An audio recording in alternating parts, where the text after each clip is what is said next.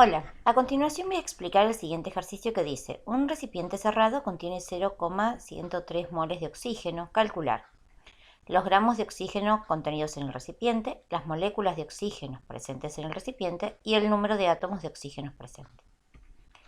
Primero debemos escribir la fórmula del oxígeno, el cual es O2, es un gas diatómico. Que es el oxígeno, un mol de oxígeno contiene 6,02 por 10 a la 23 moléculas de oxígeno, que es el número de Avogadro. También podemos ver que contiene 2 moles de átomos de oxígeno, 2 moles de átomos de oxígeno, y si queremos calcular la cantidad sería 2 por el número de Avogadro. Realizamos el cálculo y vemos que contiene 1,20 por 10 a la 24 átomos de oxígeno. También podemos calcular la masa molar.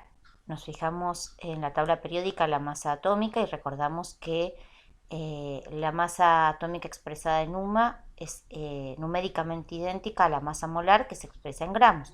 Por eso aquí decimos 2 por 16. Realizamos el cálculo y un mol de oxígeno tiene una masa molar de 32 gramos.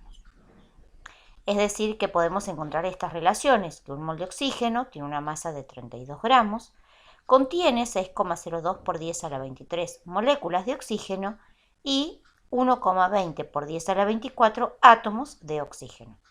Al conocer estas relaciones, nosotros ya podemos calcular para la cantidad que nos pide, 0,103 moles. ¿Cómo hacemos? Nosotros tenemos los moles de oxígeno y tenemos que expresar ese dato en masa de oxígeno. Debemos recordar que los moles de oxígeno representan una cantidad de sustancia, que es una magnitud, y debemos expresarla en otra magnitud, que es la masa.